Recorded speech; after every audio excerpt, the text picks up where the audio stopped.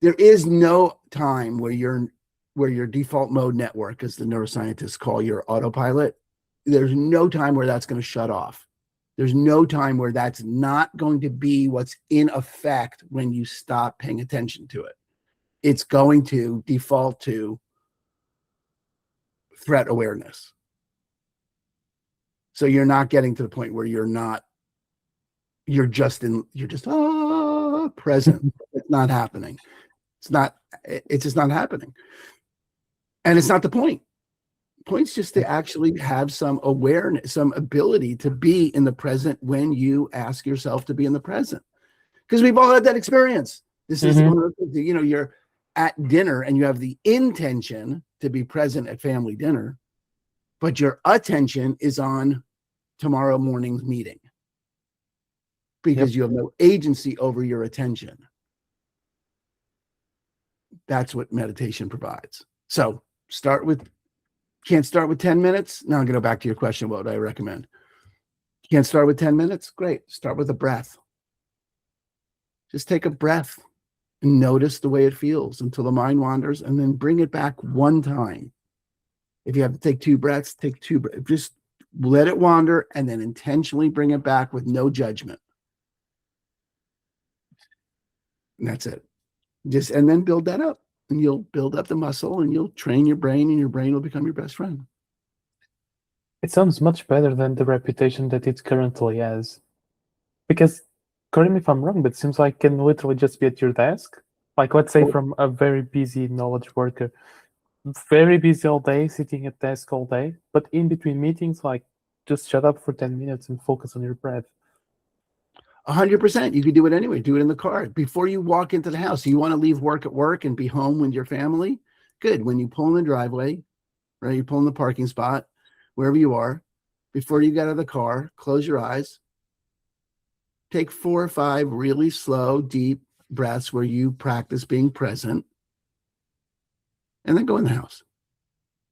You can do it with your coffee. You want to save time, like you can't find the 10 minutes. The Buddhists had this great saying where everyone should meditate for 20 minutes a day, unless you don't have time, and then you should meditate for an hour. So you want to double dip with your coffee in the morning. You drink coffee in the morning? Yeah. Yeah, good. Or tea, whatever you have, whatever. Your eggs, doesn't matter. Turn off the music. Don't talk to anyone. Just take a seat. Feel the warmth of the cup in your hand. Just feel what that feels like, that cup in your hand and the weight. And look at the little oil on the top of the coffee. And see the steam rising off it and the smell. Notice the smell. And how it feels to bring it to your lips. And the heat. And what it feels like to take a sip, and the flavor of it as it goes into your mouth, and what it feels like as you swallow. And just do that for the entire cup of coffee. You're going to drink the coffee anyway. So create the opportunity to be fully present with the coffee as a practice. If you did that, it would grow your brain the exact same way closing your eyes breath meditation does. The neurological impact of being present is the same, whether it's the object is a cup of coffee or the object is your breath.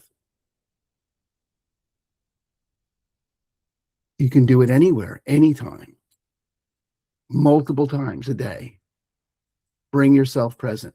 Every time you get a text message, Jose, instead of checking it like a fucking feral dog chasing a stick or a squirrel, every time you got to pick that thing up. No, before it rings, you close your eyes, you take 2 breaths, and now you look at it.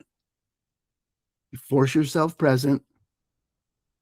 Use the bell on the phone as a reminder, and I promise you will have the responses you have to the texts will be different. You ever notice how every text that you read or someone else do you ever have, my wife is great at this. Anyone else ever read you a text message and they are reading it in the least empowering voice they possibly can? They're like, can you believe they said this to me? And they read you a text. Yeah, I've had that with emails especially. And it's the least It's the most disempowering. It's like, okay, those are just pixels on a screen, and you are adding all this weight to it. They could have written that at any tone of voice at all, but you can't tell because it's a text, because you're not present. Yeah. You're in your head. You already know something about them. There's no curiosity. There's no beginner's mind about it. There's no opening. That person is already fixed and certain the way they are. And I know what they said. I know what they meant. Really? Take a breath. Touch grass.